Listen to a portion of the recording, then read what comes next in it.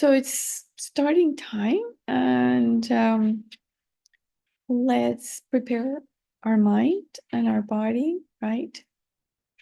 And we're going to do a special kind of breathing. It's called a purification breathing, to prepare our mind for the talk. And how we do that is we visualize white light that we are inhaling, right? We're inhaling white light, and this white light is going to completely fill our body from head to toe. And that white light brings purification, well-being, peace, calm. And then when we exhale, we're going to exhale smoke, black smoke from our nostrils.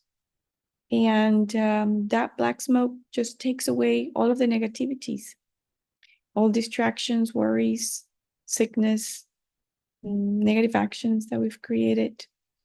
So let's do that just for a few moments, to prepare our body and mind. So we can start inhaling this wonderful white light and then exhaling black smoke.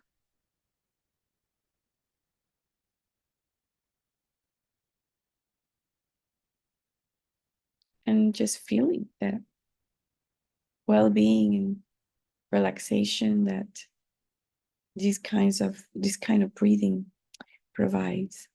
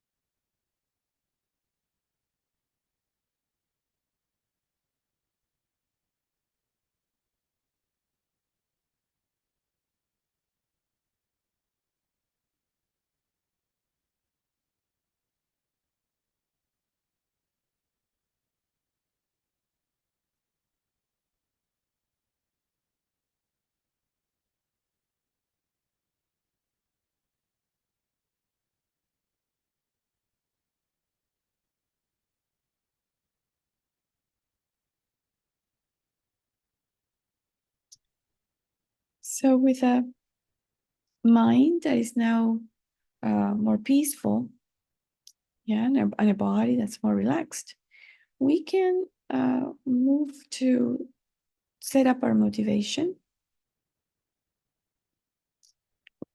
So it's very important at the beginning of any Dharma activity, or even mundane activity for that matter, to set up a positive motivation. Because it is the motivation that will determine what kind of a result we are going to get from our action. And so we always want to start with a positive motivation, and we always want to include in that motivation an altruistic component. So today we are going to talk about how do we approach times of unrest, difficult times, tumultuous times, times where we might feel ill at ease, or we may feel nervous, afraid, panicky. And we're going to talk about the tools that the Buddha gave us. We're going to talk about different points of views, different ways to look at our experiences, to process our experiences. Yeah. And of course, we want to do this because we want to feel better. Nobody likes to be afraid. Nobody likes to be worried.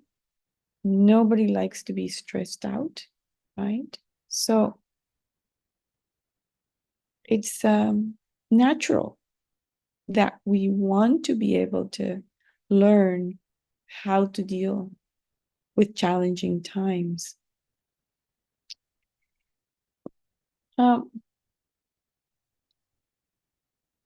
But not only for our benefit, yes, because we know that with our behavior, with our attitude, with our actions of body, speech, and mind, we affect everyone around us.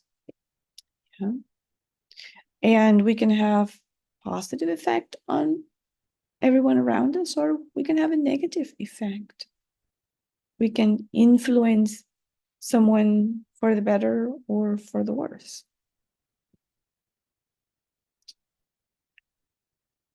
And so in order to not only feel better ourselves, but also be a positive influence on others, yeah, we have to learn how to deal constructively with our anxiety, our fear, yeah, our stress.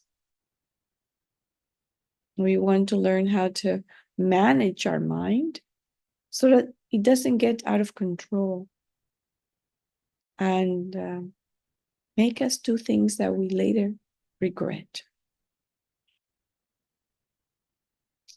Because when we do things with a mind that is out of control, we tend to hurt others and we tend to hurt ourselves in the process. Yeah.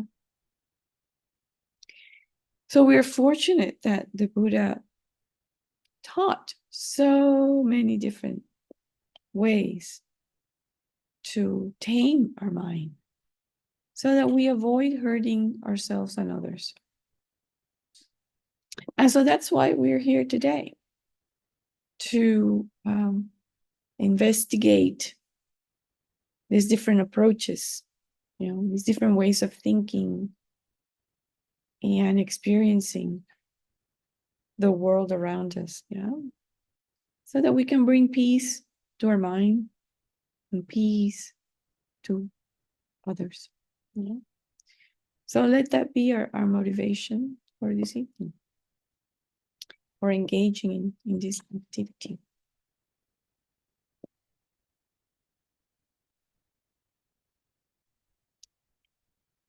And so now that we have set our motivation, we can visualize Buddha Shakyamuni in front of us.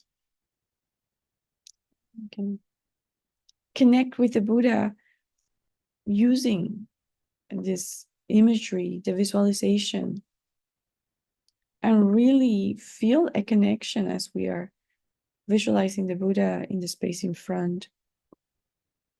And we can make him a being, not just an image, but an actual being of light here with us.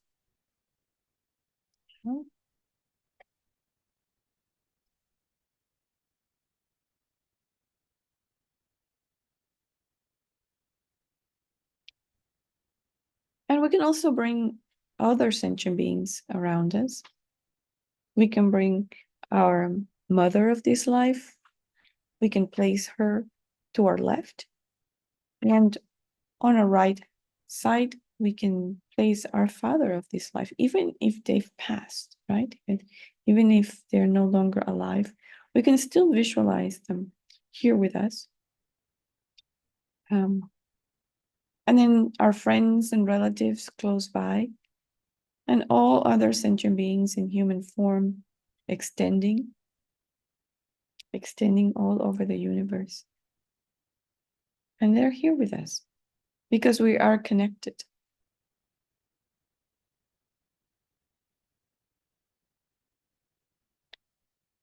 And so holding these two connections, the connections to the Buddha and the holy beings, and the connection to sentient beings, then we're going to go for refuge. Okay, so let's do the refuge prayer. This refuge verse 3 times. I take refuge until I'm enlightened in the Buddha, the Dharma, and the Supreme Assembly. By my merits of listening to the Dharma, may I become a Buddha to benefit transmigratory beings. I take refuge until I'm enlightened in the Buddha, the Dharma, and the Supreme Assembly. By my merits of listening to the Dharma, may I become a Buddha to benefit transmigratory beings. I take refuge until I'm enlightened in the Buddha, the Dharma, and the Supreme Assembly. By my merits of listening to the Dharma, may I become a Buddha to benefit transmigratory beings. May all sentient beings have happiness and its causes. May all sentient beings be free of suffering and its causes. May all sentient beings now be separated from sorrowless bliss. And may all sentient beings abide in equanimity, free of attachment and aversion. Okay, so those are the prayers for the beginning of the talk. Okay, so let's dive into our topic of tonight. Yeah. So last week we talked about how fear and anxiety are afflicted mental states. Yeah, they are related to aversion.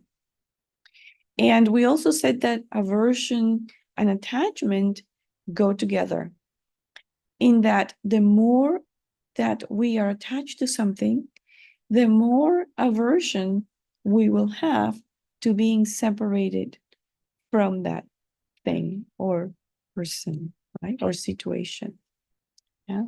So therefore, reducing our attachment helps in reducing aversion and its derivatives of fear and anxiety. Yeah. So let me give you an example. Okay. You just bought your dream car, right? So it could be like a red convertible. I actually knew a person who dreamed of having a red convertible, and she finally bought it, and she was just so excited about it, right? Or some other people like electric SUVs. So a dream would be, my God, I have to buy a brand new, latest model electric SUV, and that's my dream car. Right? So you've been dreaming about this car for a long time. Yeah, and then it's finally yours. You go to the dealership and you buy it, right? So the thing is that when that car, the car of your dreams, was in the parking lot of the dealership, yeah, you didn't care about that car, right? You didn't care if that car got dinged or scratched, yeah, you didn't care. You didn't care if the upholstery was soiled or damaged in any way. It was not your car, right? Yeah, you couldn't care less. But as soon as that car became your car, as soon as you labeled that car mine, my car, yeah, the fear and dread of something wrong happening to it immediately gets stamped on your mind. Yeah? And then you began to worry about, oh, what if the car gets scratched? What if I get a ding on that door? What if something happens to the upholstery? Yeah? What if it gets soiled or stained? And then you really began to just worry. Yeah? And so when you went to Costco or when you went to the shopping mall, you parked your brand new car just out in the boonies, far away from any car, because you did not want it scratched, right? You didn't want anything to happen to it. Or some other people, they take 2 spaces. So you could take 2 spaces to ensure that you don't get any other car around you, so that you're protecting your baby, right? And you didn't mind if you happen to have to walk from one side to the parking lot all the way to the other side to get into your the Costco, or to get into the store you're going to. You wouldn't mind doing that because you're protecting your beautiful new car, right? So your aversion to that car being scratched is directly proportional, yeah, to the intensity of your attachment to that brand new car. Mm-hmm. And of course, the car's going to get scratched eventually. Eventually, you're going to get a ding on that car, not just one, but multiple. Yeah. And that very first scratch is going to be so painful. Oh, look at that. When you discover that first scratch in your beautiful new car, wow, there was so much anger and so much pain. Yeah. Those reactions of anger and pain are the result of your attachment to that car. Yeah. Mm-mm. And then you probably screamed, "Who did that to my car? Who dare do that to my car? Someone who wasn't paying attention." Right? And then you probably told your friends about it. And your friends said, forget it. It's Murphy's Law. Right? Let's just blame it on Murphy's Law. But in Buddhism, yeah, we don't have Murphy's Law. We have impermanence. Yeah. So in this example, impermanence struck. Your car wasn't gonna stay brand new forever. Huh? The car is impermanent. And if we really understood that the car and everything around us is impermanent, then we wouldn't get so attached to everything. Yeah. We just wouldn't. Our attachment would be greatly reduced. And by reducing the attachment, all those other afflictive states that are related to that would also be reduced. Yeah. So really understanding impermanence helps us reduce our attachment. Huh? And I want to continue to stress that reducing our attachment helps us reduce our anxiety, fear, dread, and panic. Yeah? Because those states of mind are generated when we contemplate, or when we face the possibility of being separated from the things that we like, that we love, yeah, that we are attached to. Of course, when we are experiencing fear and dread in light of what we consider challenging times, yeah, we're not just anxious about our car, right? We are anxious about everything, our jobs, our well-being, the well-being of our loved ones, yeah, our homes, yeah. We are watching in the news now how many people have lost everything in Los Angeles as a result of those fires, right? So these things are a reality. They do happen. We do face these kinds of situations, yeah. But we can face them with panic and dread and stress, or we can face them with a calm, accepting, optimistic mind.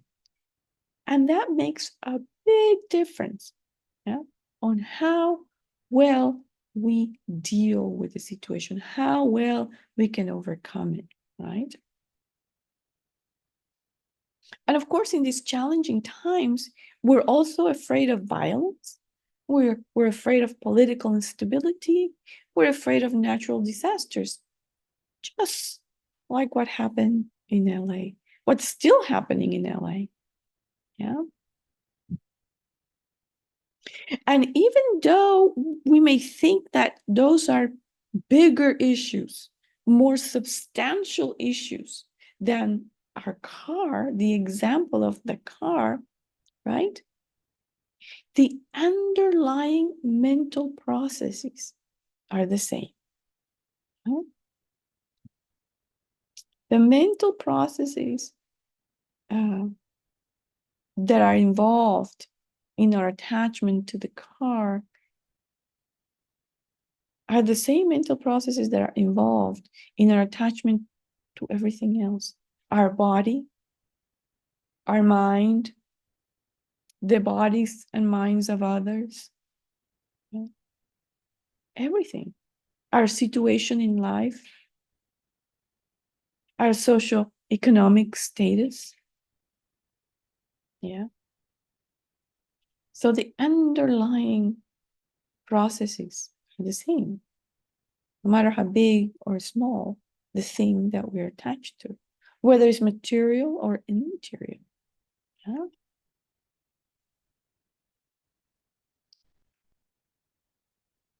So when this conglomerate of things that we're attached to is in peril, is in jeopardy, due to whatever reason, yeah, we react with worry and dread and anxiety and fear and panic. And the antidote is, well, one of them is impermanence, understanding impermanence. So let's take a look at what Shantideva said or wrote about impermanence, okay? There's two particular verses that I really, really like. And I'm going to read these to you, and I'm going to make just a very small commentary on the verses, right? Very, very brief. Okay. So Shantideva wrote, my foes, enemies, will become nothing. Okay. So basically here, we're looking at the people that we don't like, the people we hate, the people who make our lives difficult, the people who give us pain and trouble, the people we don't get along with, yeah, and the people that we're afraid of, right? They will die. They will die. At some point, they will die.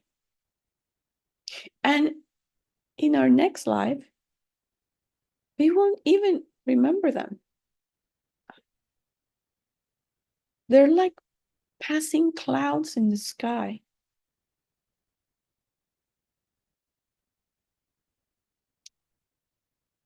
And yet, we make such a big deal out of it. Huh? And then he goes on to say, my friends will become nothing. So my friends are the people I love, those who make me happy, those who always agree with me, buy me gifts, say beautiful words, speak well of me. They also will become nothing. They will die. Yeah. I will not remember them. in our next life, we will not remember them. We will not remember their gifts or their kind words. We will not remember any of it. They're also like dust in the wind. And yet we hang on to them.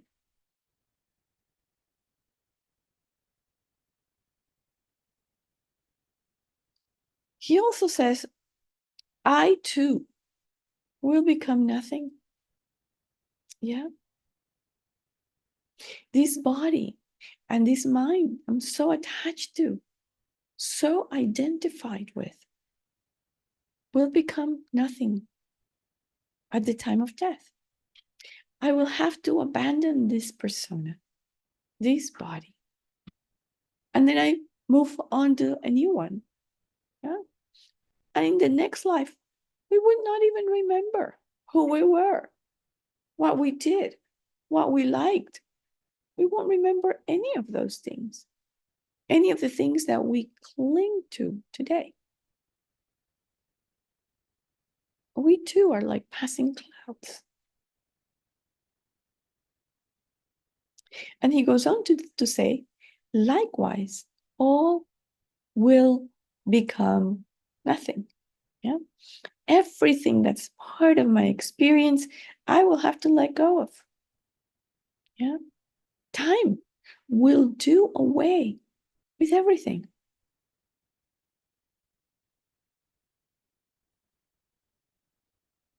Furthermore, I cannot take any of that with me when I die. I cannot take the people I'm attached to, the things I'm attached to, that beautiful car, yeah, my beautiful home, my job, the savings account. Cannot take any of that. Not even the clothes that we wear. Nothing. No. So that's the first verse. And then the second verse goes on to say, just like a dream experience, whatever things I enjoy will become a memory. Whatever has passed will not be seen again. So when we look at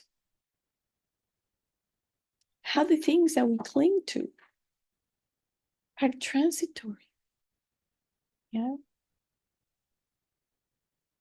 that sort of gives us a pause. Not only are they transitory, in terms of not lasting forever, but they're also changing moment by moment by moment. And we are changing moment by moment by moment. Our body and mind change moment by moment by moment. Yeah. So there are two kinds of impermanence. Yeah.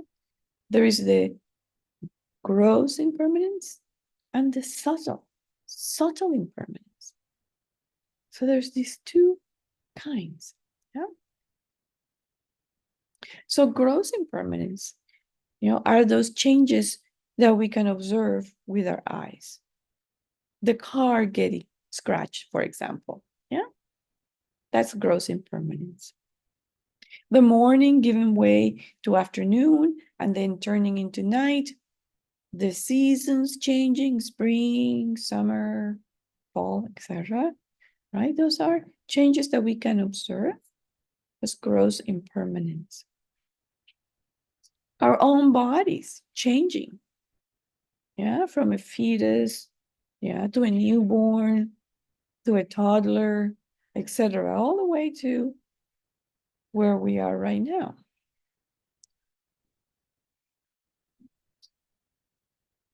So our own death and the death of everyone around us, that's gross impermanence, yeah. The thing is, we don't even pay attention to those changes until something big happens. And then it's like, wow, we hit the wall. Yeah. Because we're not paying attention. Yeah. We don't accept that. We don't accept these changes. When someone dies, it's like, wait a minute. What happened? How horrible. It's unbelievable. How could this be? This is our reaction. So surprised. Yeah. Yet, death is the most common thing that happens on this planet. Yeah. Every being that is born dies. Everyone. Yeah. So if we pay attention, we can observe gross impermanence everywhere. Everywhere. But it catches us by surprise. Why? Because our mind projects the opposite. Our mind projects permanence. Our mind is fooled by its own projection of permanence. That is our confusion. That is our ignorance, right? So our ignorance imputes permanence on things that are impermanent, and we suffer as a result. Okay? You know, I was just so outraged when I got that first letter from AARP. It's like, how dare you? How dare you? What are you talking about? When did I become a senior citizen? Yeah, when did I cross that invisible, arbitrary threshold? How did that happen? When did that happen? Yeah. Just recently I was just basking in the splendor of youth, right? And now you're telling me I'm over the hill? It's like, what? It's so hard to accept. It's so hard to accept that our body changes, that everything changes, and that we're getting older, not any younger. That's gross impermanence. Oh. And even though it's intellectually easy to understand, yeah, internally, deep in our heart, we don't get it. We don't get it. And that's part of why we are so anxious and so stressed out. We don't know how to handle these changes. And when they surface, it's like, what? We're hit. Yeah. So anyway, that's gross impermanence. Now, if we look at subtle impermanence, yeah, subtle impermanence are the moment-to-moment changes that we cannot observe with our eyes. One of my teachers, Venerable Thubten children, yeah, she gave the example as subtle impermanence. It's like when the scientists talk about the movement of the electrons around the nucleus in an atom. Yeah. So, like she said, within all the atoms and molecules, everything is moving and changing all the time. And of course, we are all made up of molecules, atoms, molecules, cells, but everything is changing. But we don't notice that. We cannot see it with our naked eyes.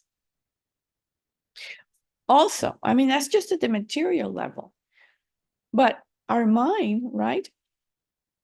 It is said by the masters that in the snap of a finger, there are 60 mental events that take place in our mind in the snap of a finger. 60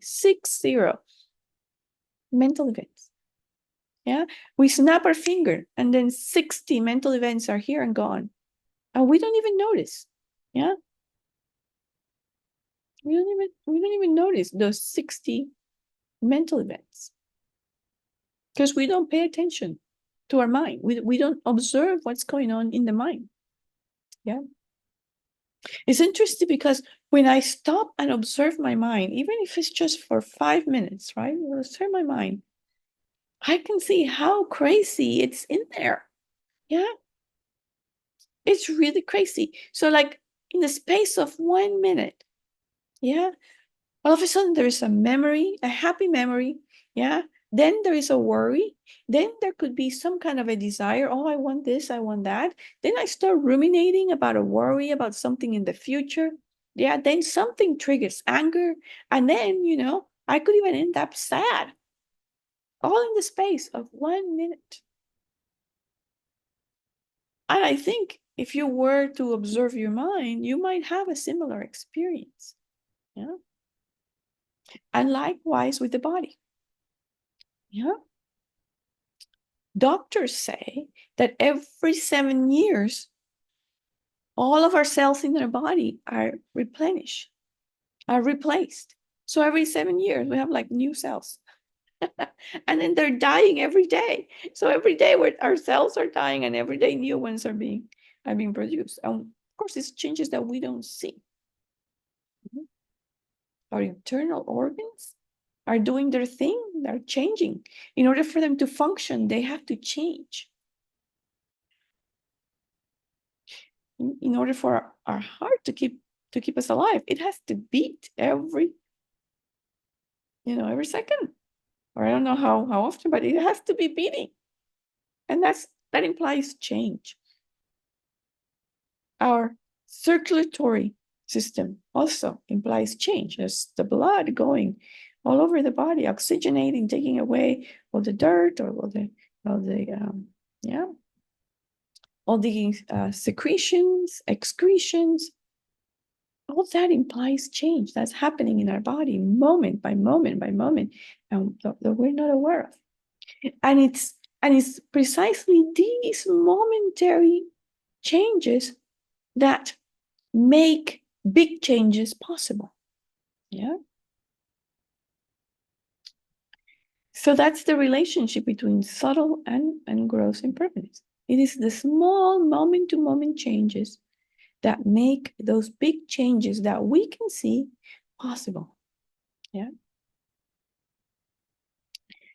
And so because our body is changing moment by moment by moment, we grow old and we die. We grow old and we die. In fact, we think in our mind that, our process is actually, we get conceived, and then we go and develop, and we're growing, and then we are born, and then we're just developing some more and growing and expanding. But actually, from the point of view of Buddhism, we start dying the moment right after conception. We start dying the moment after conception. I know it's like, okay, I was supposed to be giving you all the good news and all the optimism, and here I am just giving you more dreaded stuff. But we have to see the reality, and we have to accept it. That is the antidote, is accepting it, not fighting it.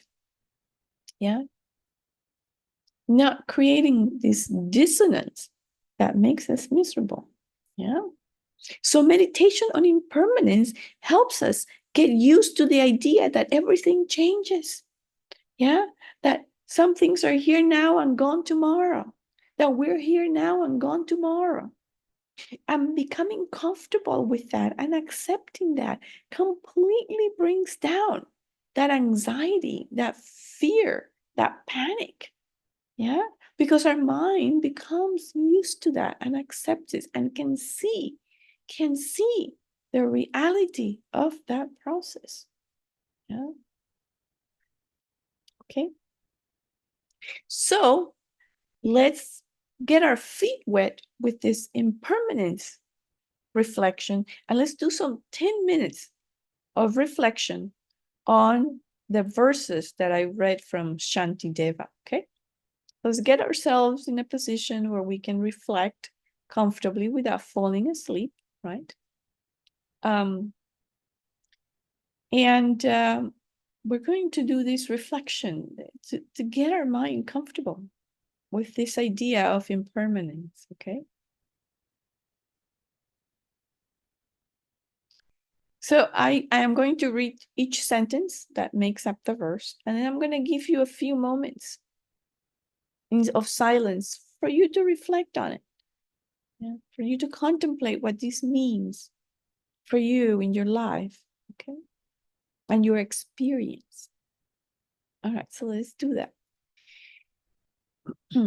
Let's take some cleansing breaths first, yeah? 3 deep breaths all the way to our belly. And then we can exhale slowly. Deep breath again, all the way to the belly, and exhaling slowly. And last time, deep breathing and exhaling slowly.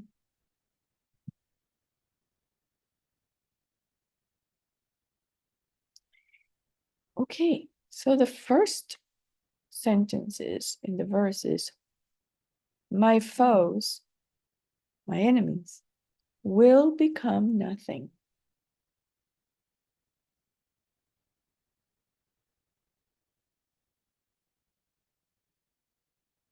And this includes the people that we don't like, that give us trouble, that makes us afraid, that make us afraid, that we don't understand, that we want to keep away from us. So they will die. And in my next life, I will not even remember them. Yeah.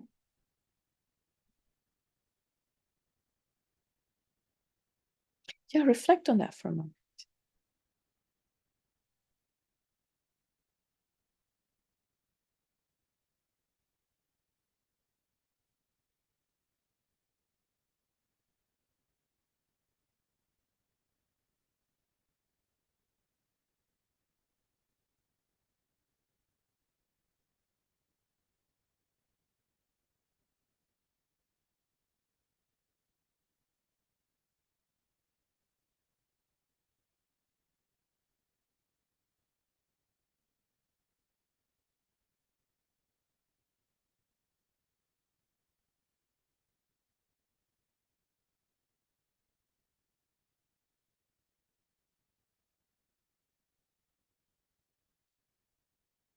They're like passing clouds in the sky. The people that I don't like are like passing clouds in the sky.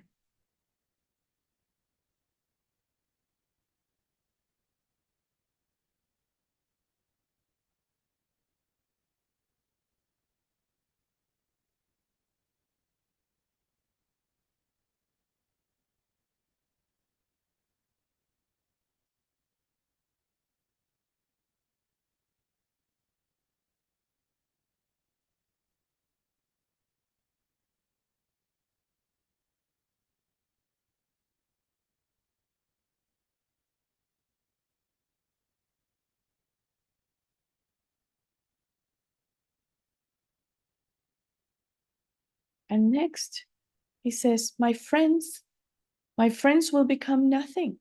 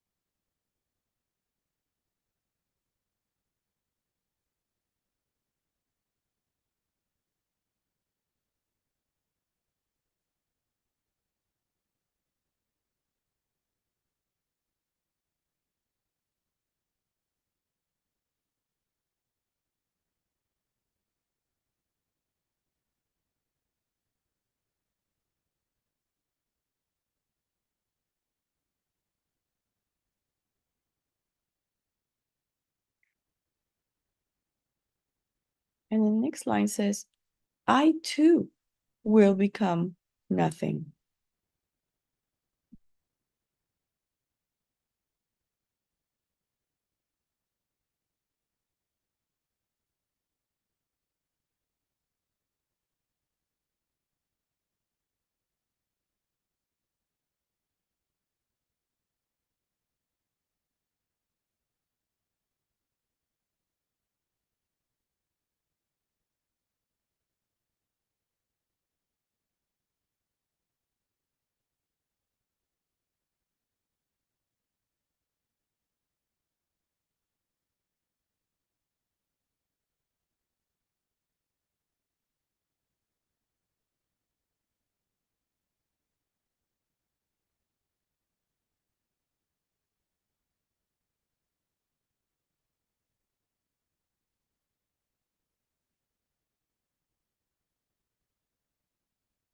Likewise, all will become nothing.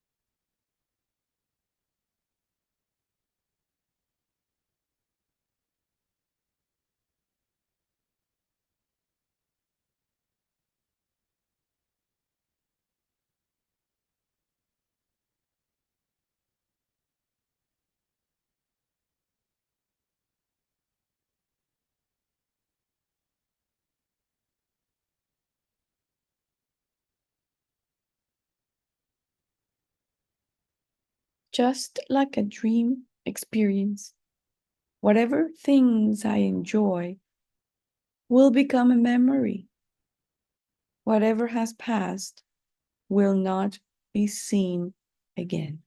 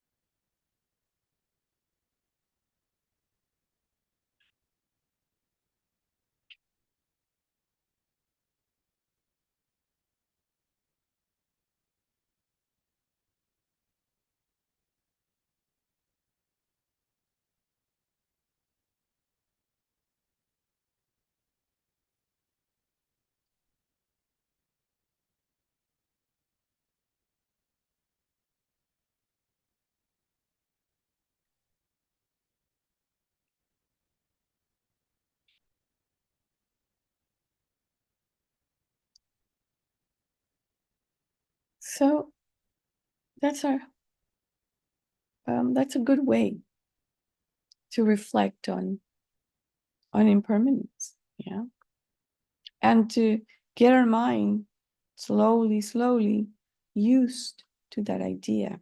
Yeah, and get our mind more familiar with impermanence. So I find this meditation very helpful, very helpful. Yeah. These verses are beautiful and they're very inspiring, and they really help our mind see the impermanence of everything around us, our friends, our enemies, our own body, everything that we are attached to.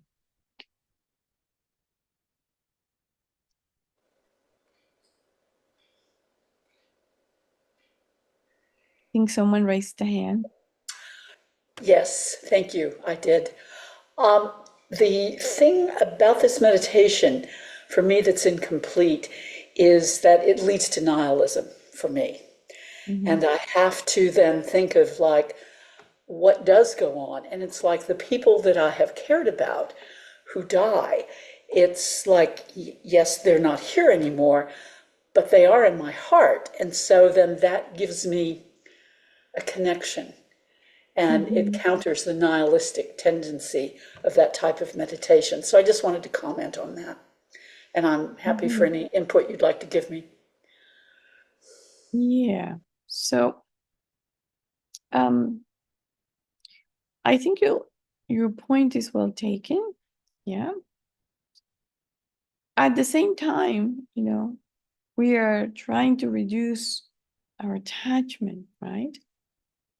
And it's okay to think that, okay, they're still here and I love them. I care for them. Yeah. As long as we reframe what that love is, as long as we reframe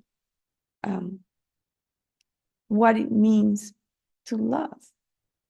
Because in our mundane experience, when we say we love somebody, that love is mixed with a lot of attachment.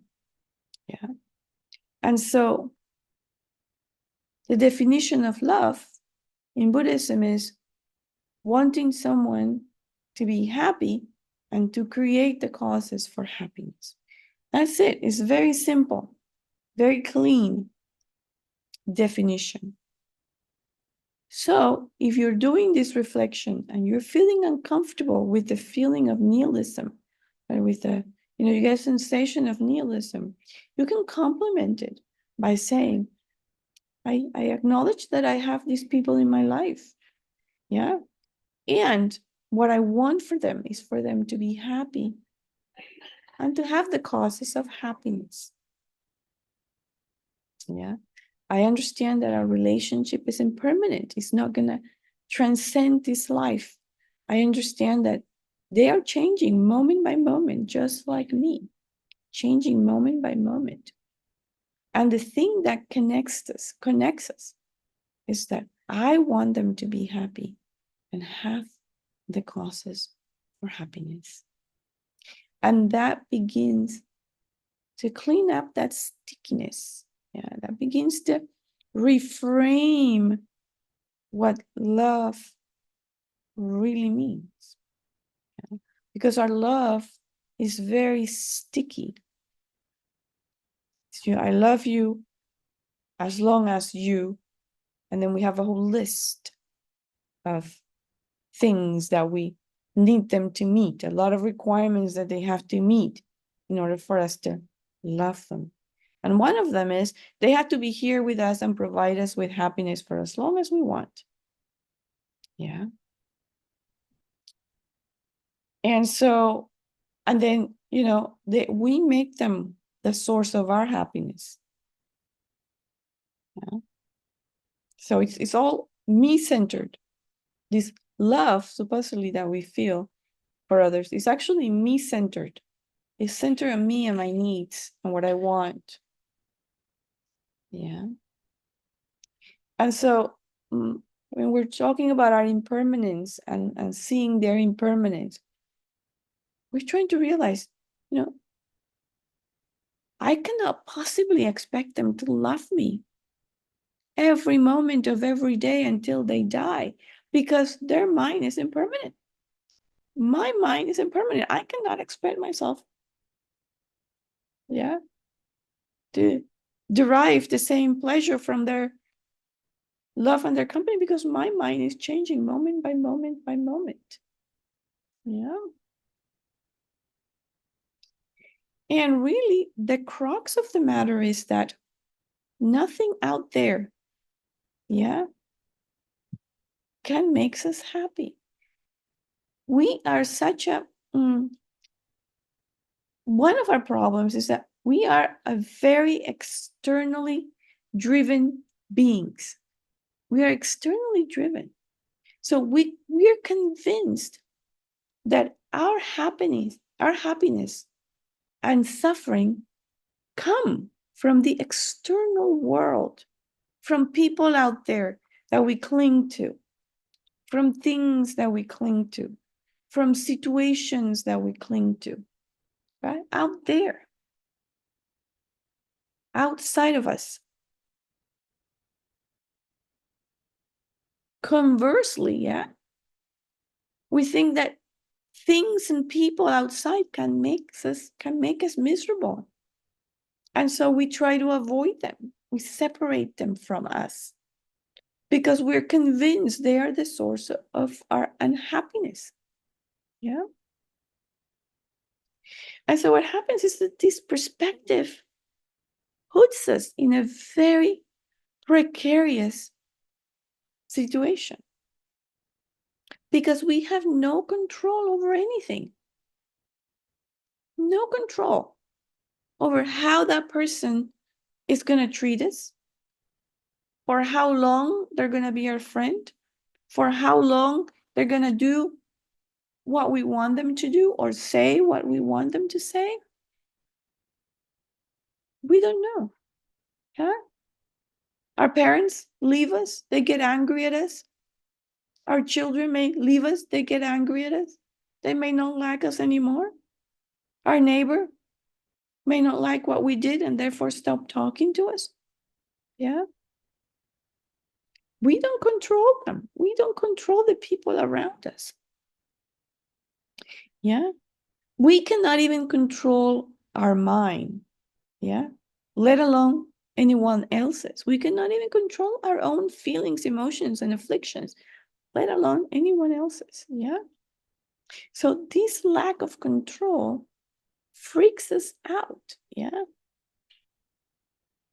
Everything that has the power, yeah, to make me happy or unhappy is something that I need to control. Yeah. Because if I have no control over it, then I run the risk of not being happy, of being miserable.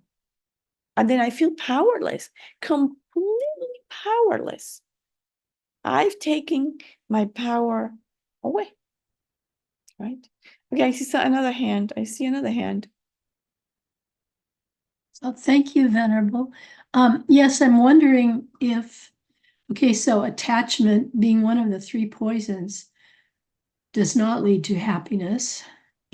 But is it possible to be attached, or maybe there should be a different word, but I'm thinking attached to the Dharma itself, to the Buddhist teachings as a body, to the actual books, writings, and things that we rely on to realize, hopefully realize a greater state of awareness.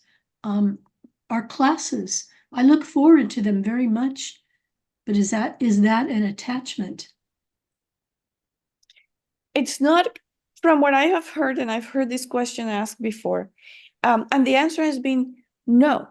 That's not considered an attachment because it doesn't lead us to suffering. Yeah, when we rely on the Dharma, when we go to classes, when we read books, yeah, the Dharma does not make us suffer.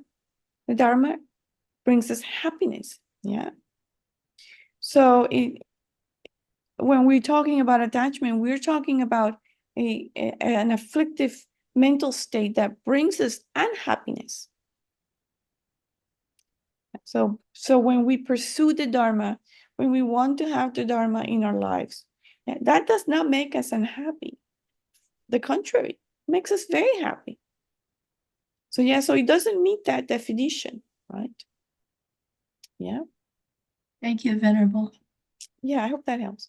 Yes. So then continuing, because I think, the question that Kimberly raised is really sort of where we were going in terms of being so externally focused and externally driven. Yeah. Because the other part of those verses, yeah, when Shantideva says will become nothing, it doesn't mean that they are going to become nothing. It simply means that they're going to die. And we cannot deny that. And we're going to die, and we cannot deny that. And we cannot deny that in our next life, we're not going to remember. For the most part, we're not going to remember the people that are so important to us today, or the situations that are so important to us today. Yeah. The ideas that are important to us, we're not going to remember them. And so we have to ask ourselves, how important really? Why should we cling to them so much? Why do we allow them to have so much power over us when, they're so transitory? There are many people right now, yeah, that are fretting about the war, about the possibility of war. Yeah, the war hasn't happened. And so many things are going to change between now and whenever that eventuality might come up. There's so many causes and conditions. Yeah. So why start fretting now? What we talked about last time is that this fear, this panic, this dread is just adding more misery to our already difficult situation in samsara, in cyclic existence. Yeah. So we are like adding unnecessary suffering. Yeah. So anyway, going back to this idea of becoming nothing, yeah, it just means that they are so changeable, so impermanent. Yeah, none of these things are eternal. Yeah, and we have to be able to differentiate that, eternal versus permanent, and non-eternal versus impermanent, because those are different things, different concepts. Yeah. Permanent does not mean eternal. Permanent means it doesn't change from moment to moment. Yeah. Something that is permanent is not necessarily eternal. Yeah. And something that is impermanent, is not necessarily not eternal. Yeah. Could be eternal. So we have to differentiate between those concepts, right?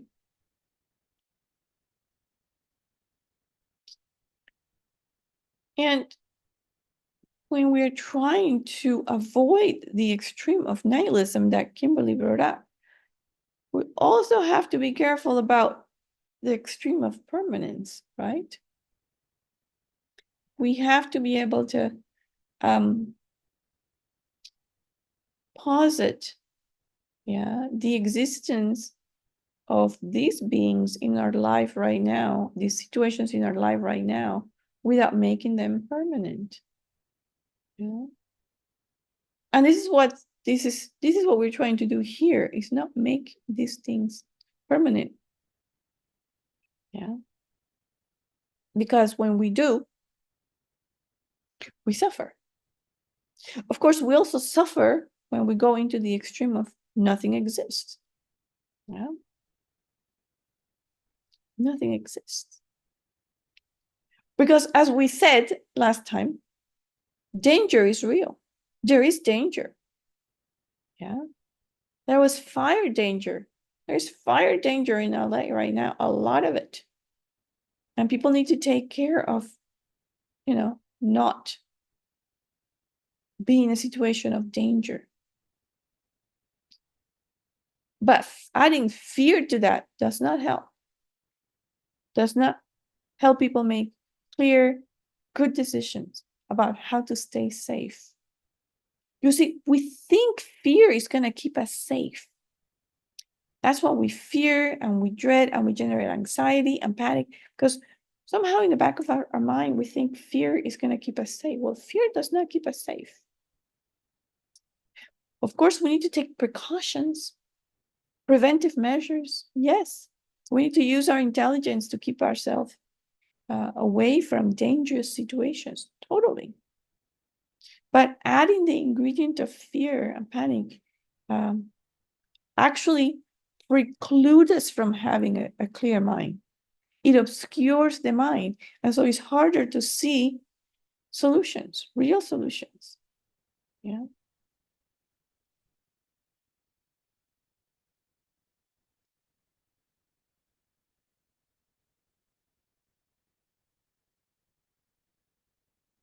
And of course, none of this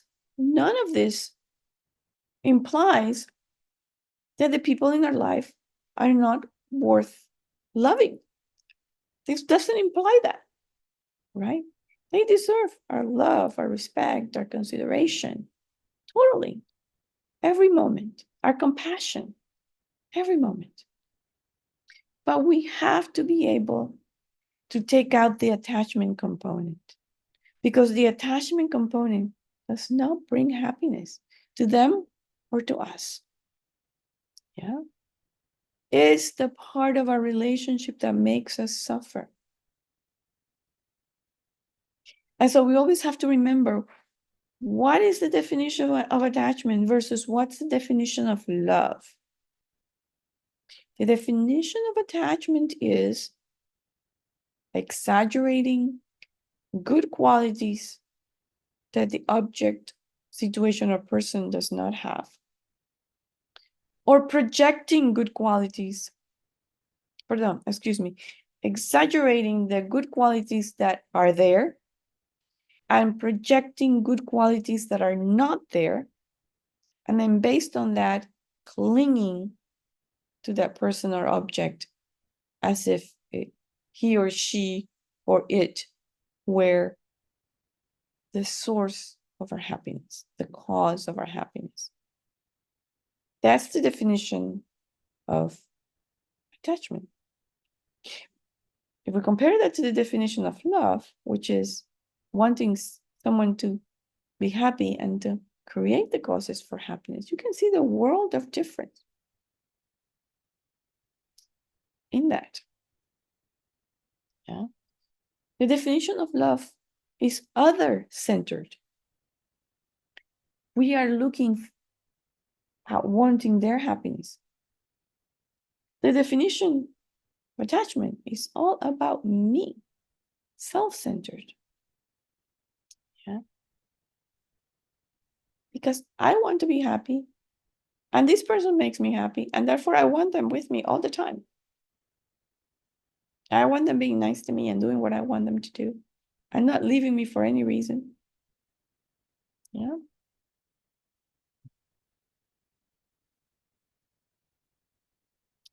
So when we come from that perspective, yeah, of wanting to hold on to, possess, control those sources of happiness, yeah, we give up our own power. We are powerless because our happiness is out there. Yeah. And so who controls our happiness? Well, the government controls our happiness. And boy, if the government is not what I want, then I'm going to be miserable, and I'm afraid of that. Or big business controls my happiness. Other people control my happiness. Other countries control my happiness. So we're powerless. And this is a little bit of that victim mentality coming in. We sort of dabble into that a little bit, being victims, when we just become so externally referenced. Yeah. So no wonder we get anxious and afraid, when there is instability, when our expectations are turned upside down, when we're facing challenging situations, because because we don't have any control of what's happening out there. And we think that what's happening out there is going to impact my happiness. Yeah.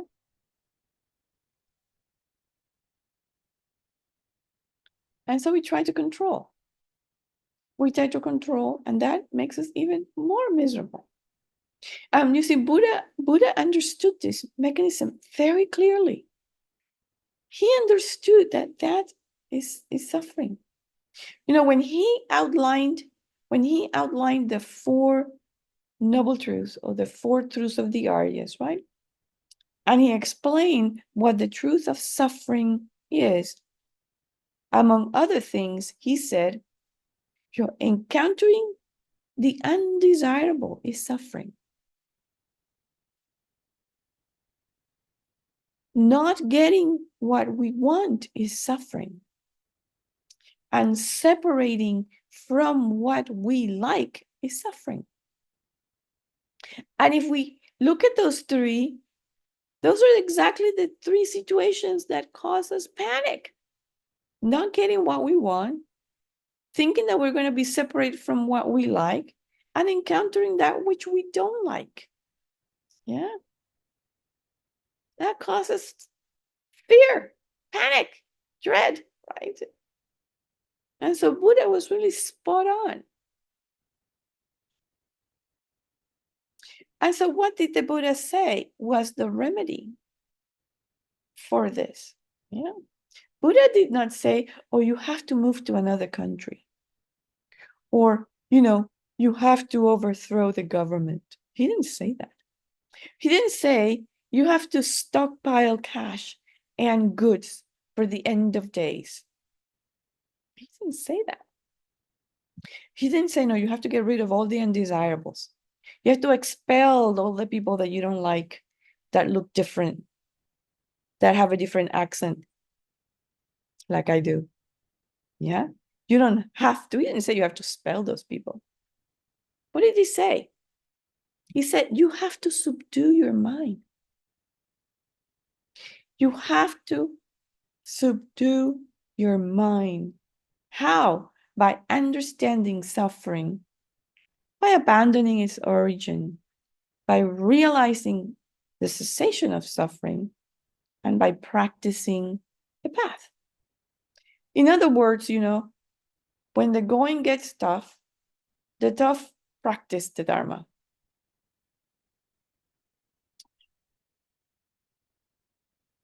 So the way to regain our power, our stability, our balance, and our joy in the midst of all these changing things, all this uncertainty, is to practice the path. The answer to our existential anxiety is a totally an inner driven process. Yeah. When we realize that our happiness is in our own hands, that gives us power. We're not powerless anymore, because it is we who control our happiness. How?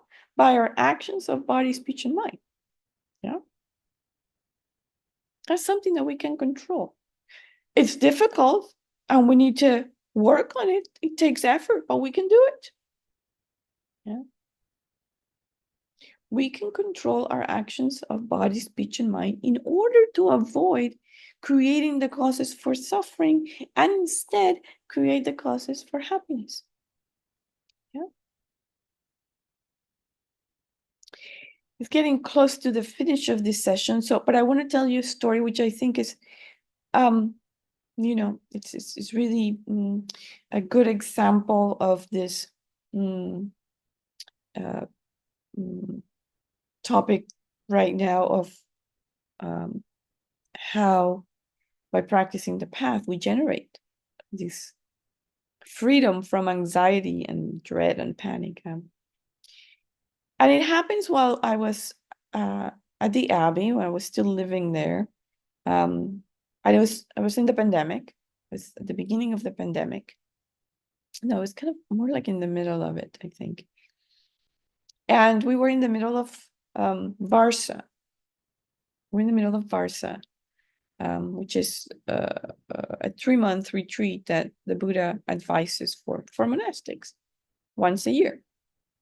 And Venerable Huimin, a bhikshu from the Taiwanese monastic community, sent us a sutta.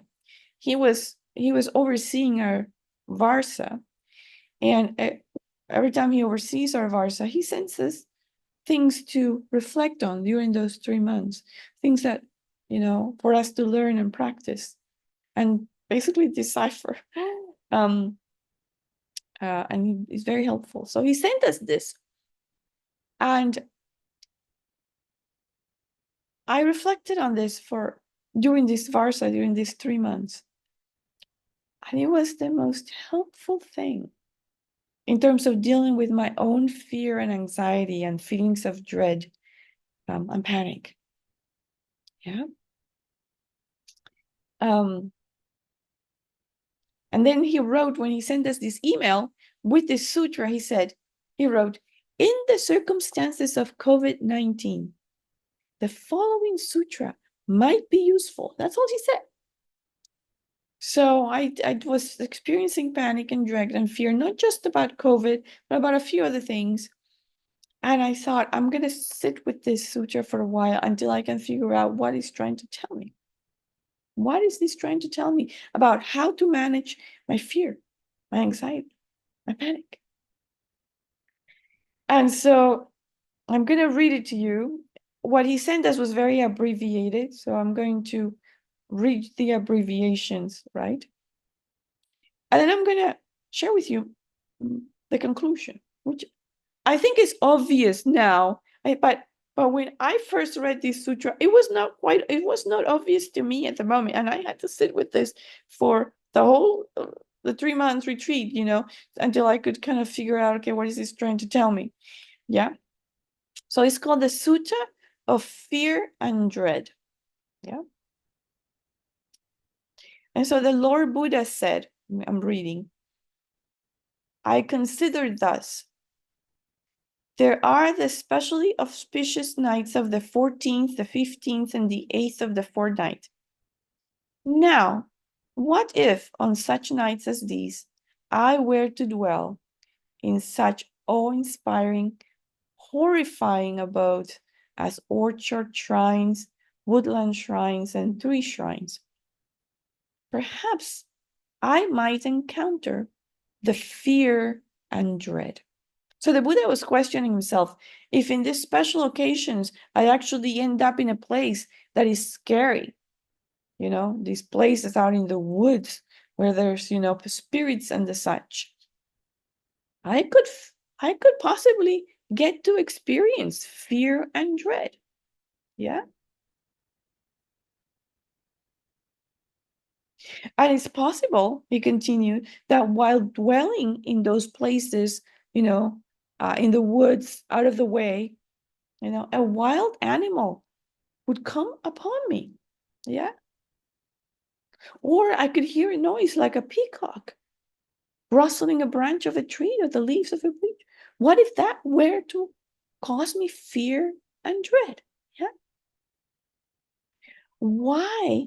And then I thought, says the Buddha, why do I dwell always expecting fear and dread? So why do I expect that this will arise in me when I'm in these situations? Why? And then he said to himself, the Buddha, what if I subdue that fear and dread while keeping the same posture that I am in when it comes upon me? While I walk, the fear and the dread come upon me. I neither stood, nor sat, nor lay down, till I had subdued the fear and the dread. So the Buddha said, you know what? Whenever this fear and dread comes, I'm going to deal with it right then and there. And I am not going to do anything else but just whatever I'm doing, I am going to not do anything else until I have overcome that fear and dread, until I have experienced it, analyzed it, accepted it, and overcome it. Yeah. So the Buddha said, I'm not just going to close my eyes and ignore it. I'm not going to let it rule my life. I'm not going to let it overtake me. I am going to sit there or stand there or do what I was doing and not let myself get sidetracked until I have overcome that fear and dread. Okay?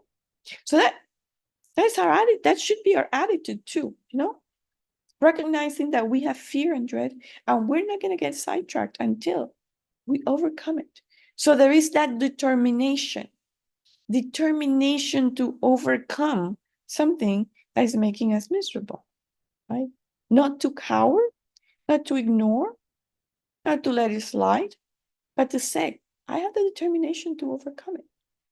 And when you have the determination to overcome it, you also create the confidence that you will overcome it. Yeah. And then the sutra continues. And this is even more telling. This is even more here for us to learn. And it says, so the Buddha continues, before my enlightenment, while I was still only an unenlightened bodhisattva, I too considered thus. And so he was thinking, this is what he was thinking. Remote jungle thicket, resting places in the forest are very hard to endure. Yeah? So those are difficult places to be in. Yeah? Difficult physical places to be in, remote jungle areas in the forest somewhere. Yeah. And then he continued, the jungles must rob a bhikshu of his mind if he has no concentration. Yeah. So here, of course, we're not dealing with jungles anymore, but we're dealing with mental states that are similar to jungle places that are hard to endure, right? And so these hard mental states that are hard to endure, these tough, challenging mental states that are hard to endure, he says, could rob us of our mind if we have no concentration. Yeah?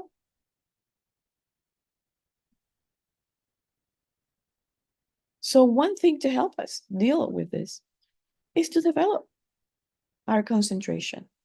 Yeah? To develop our mental strength, because concentration is mental strength. To develop our mental strength to be able to deal with these challenging mental states and challenging situations. Yeah. And then he continued even more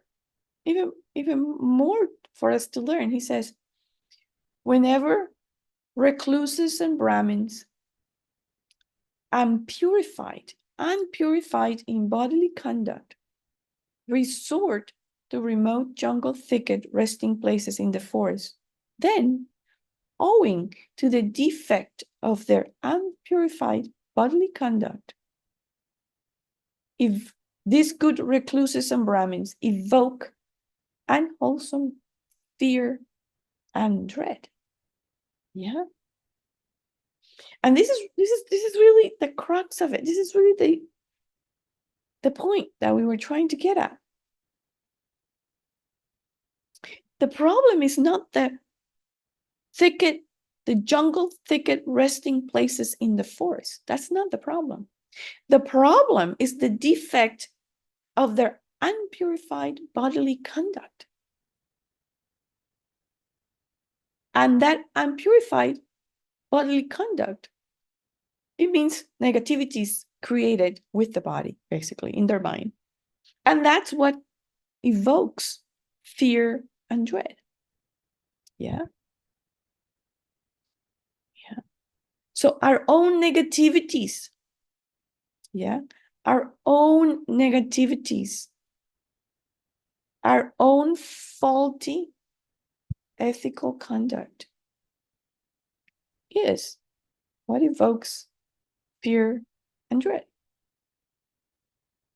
Yeah. And then he says, but I do not, yeah, resort to remote jungles, resting places in the forest, unpurified in bodily conduct. So he has purified this. I have purified my bodily conduct, my negativities of body. I have purified them. Yeah. I am purified in bodily conduct. Yeah. So when I go to these places, seeing in myself this purity of bodily conduct, I am doing great.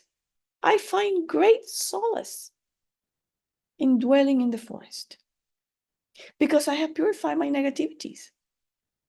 Yeah. So then there's no problem. No problem. The problem is that if we don't purify, yeah. And then he continues, yeah. Whenever they go to these dangerous places with unpurified verbal conduct, with unpurified mental conduct, with unpurified livelihood, yeah, then fear and dread arise. Yeah. And he said, but when I resort to those dangerous places, being pure, having purified my verbal conduct, my mental conduct, my livelihood, then I have no problem. I have no problem. I am doing great in these places. Yeah. And then he continues. Whenever these Brahmins and recluses with a coveting mind, full of lust, yeah, enter in these dangerous places, they evoke fear and dread. Whereas I, with a mind that's not coveting, that's not full of lust, I'm doing great. And then he goes over a few other negativities, yeah? And so what this tells us is that our greatest protection, our greatest protection in this world is our ethical conduct.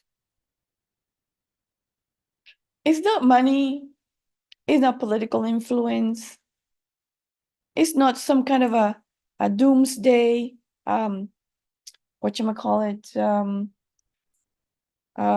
safe room. Yeah, it's not an AK-47 or a number of AK-47s. Those are not the real protection. The real protection is our ethical conduct. Because if we look at the 4 characteristics of karma, yeah, one of those is that we will not experience the results of causes that we did not create. Yeah. So if we did not create the cause to be harmed, we will not be harmed. The harm cannot come to us. Conversely, if we created the causes for being harmed, we will be harmed unless we purify. Yeah. Unless we purify. So that's our protection. That's our protection. We pay attention to our ethical conduct and we purify the things that we've done in this life that could bring us problems. And we purify the things that we've done in past lives that could bring us problems. It's the greatest of the only protection that really, really, really works is our ethical conduct. And this is what this sutta of fear and dread is all about. It's telling us These are the words of the Buddha.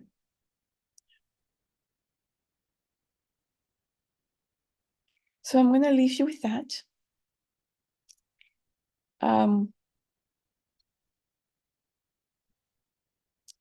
Next class, we are going to do a segue into Lojong, because the mind training teachings also hold some very good antidotes for our worry mind, for our panicky mind. But it would behoove us really to take these words of the Buddha seriously and work on our ethical conduct and purify the things that we've done, so that we can avoid as much as possible harmful situations. Okay, I think we're on the threshold of when we need to finish, but if there's any question. I have one really fast. I'm sorry. Yes. Here we go. We were talking about attachment and giving up our own power. And you used, to describe suffering, you used 3 kind of Western style way of describing it. And I didn't get the second one, so I'm sorry.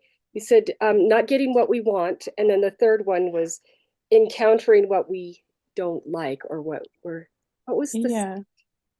So it was encountering what we don't want, not getting what we want, and being separated. So encountering what we don't want, not getting what we want, and being separated from what we like.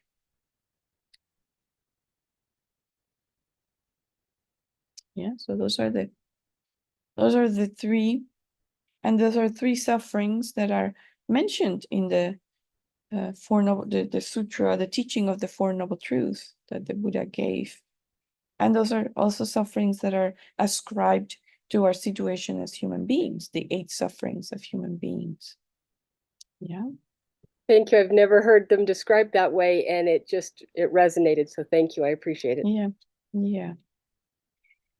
So anyway, if you have an opportunity during the week before the next time we have this class, look up this sutta of fear and dread.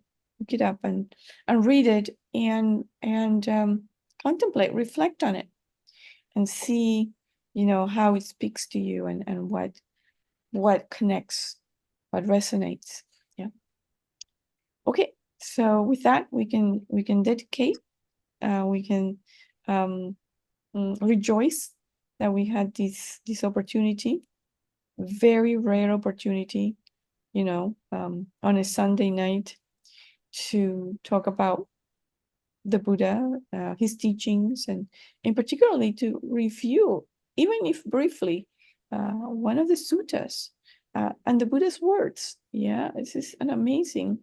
Every time we have a chance to do that, even so briefly, it's like a refreshing, just like a refreshing elixir that has the power to eliminate all of our suffering. So we should be considering ourselves very fortunate in having this opportunity.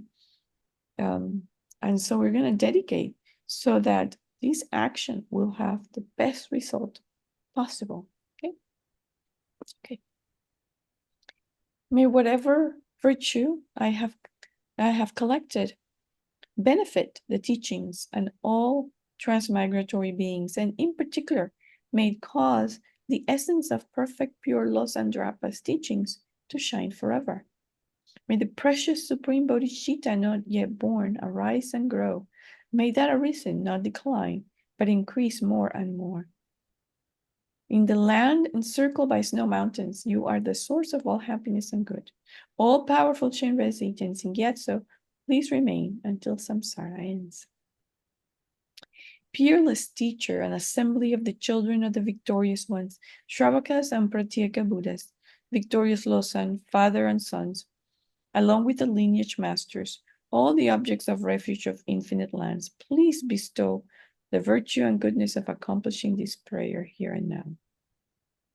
Holding and spreading the Muni's precious and complete teachings through explanation and practice, you wore the armor of patience that is never discouraged. Incomparable Venerable Guru, to you I make request.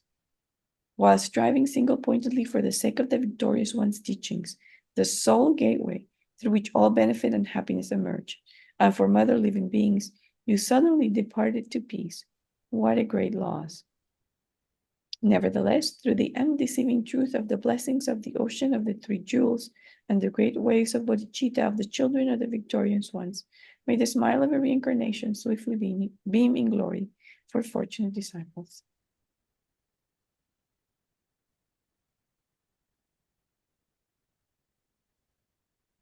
Okay. Thank Well, you, thank you very Venerable. much.